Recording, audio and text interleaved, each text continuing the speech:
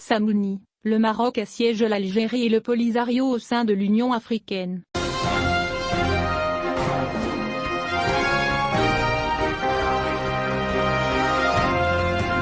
Le Dr Khaled Cherkaoui Samouni, professeur de droit public à la faculté de droit de Rabat, a déclaré que le retour historique du Maroc dans l'Union africaine reflète la prise de conscience du Maroc de l'importance de travailler de l'intérieur de l'Union pour faire face aux politiques qui nuisent à ses intérêts, expliquant que la politique de l'État algérien sur le continent africain, en particulier, est son objectif. Assiéger le Maroc au niveau régional et persuader les pays africains de la justice de la cause du Front Polisario et du droit du peuple sahraoui à l'autodétermination. Khaled Al-Cherkaoui Al-Samouni a ajouté, dans un article parvenu à Express, que le Conseil de paix et de sécurité de l'Union africaine est considéré parmi les institutions africaines les plus hostiles au Maroc.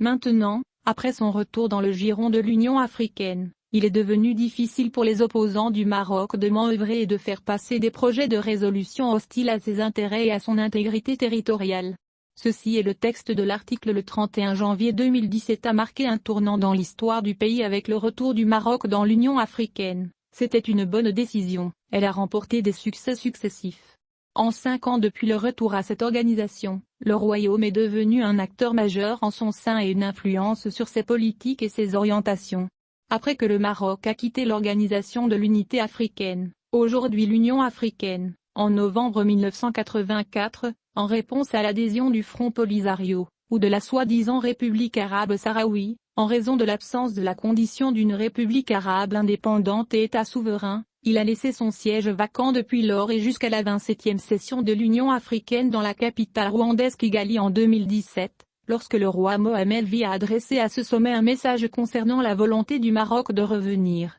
rappelant dans son message que le roi Mohamed V, l'un des symboles les plus forts de l'émancipation de la conscience africaine, est l'un des pionniers engagés, aux côtés des présidents Gamal Abdel Nasser, Farah Abba, Modibo Keïta, Sékou Touré et Kwame Nkrumah, artisans du sommet historique de Casablanca, en 196, qui annonce l'émergence d'une Afrique libérée, les bases de l'intégration africaine et le renforcement des liens de fraternité et d'amitié avec un ensemble de pays africains. Bien que le Maroc se soit retiré de l'organisation africaine pendant près de 33 ans, il n'a pas coupé ses relations économiques avec le continent africain, et est resté attaché à ses racines et à son identité africaine. Cependant, la vision visionnaire du monarque marocain a décidé que le Maroc ne devait pas rester en dehors d'une organisation dont il fait partie de facto. Pour cette raison, le Royaume du Maroc a soumis en juillet 2016 à la Commission de l'Union africaine une demande de retour à l'organisation sous sa nouvelle forme, qui a été acceptée par l'écrasante majorité des États membres lors du 28e sommet de l'Union africaine, tenu le 30 janvier.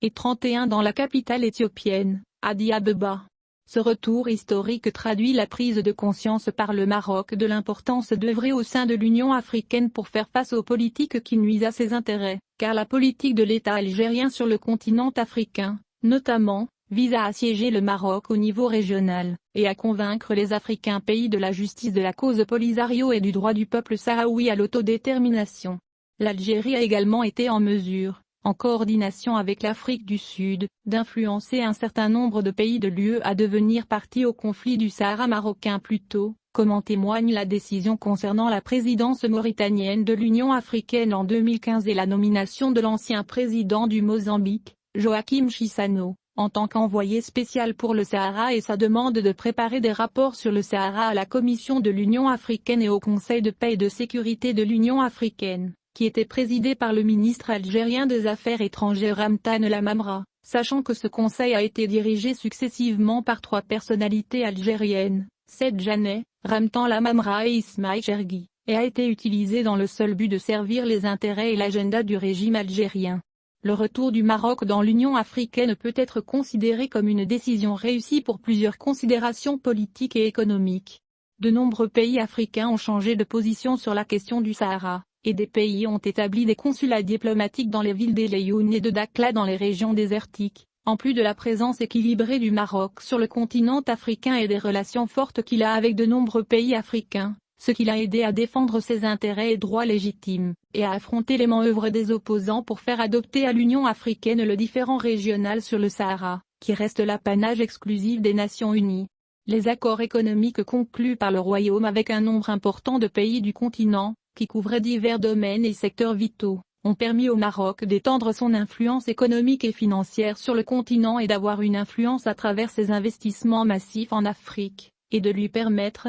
en tant que deuxième investisseur en Afrique après l'Afrique du Sud, d'entrer sur les marchés panafricains et d'accélérer le rythme de l'expansion économique et financière à la lumière de la politique Sud-Sud, après avoir opéré pendant des décennies avec la logique de l'unilatéral théorie basée sur le marché européen. Fort de son expérience dans le domaine de la paix et de la sécurité et de sa longue expérience des opérations de maintien de la paix, ainsi que de la gestion des conflits et de la consolidation de la paix post-conflit, ainsi que de la diplomatie préventive, le Maroc partage aujourd'hui cette expérience au sein du continent, qui peut contribuer aux rôles principaux de la Commission des affaires politiques, de paix et de sécurité de l'Union africaine. Le Conseil de paix et de sécurité de l'Union africaine est considéré comme l'une des institutions africaines les plus anti-marocaines. Aujourd'hui, après son retour dans le giron de l'Union africaine, il est devenu difficile pour les opposants au Maroc de manœuvrer et de faire passer des projets de résolution hostiles à ses intérêts et à son intégrité territoriale.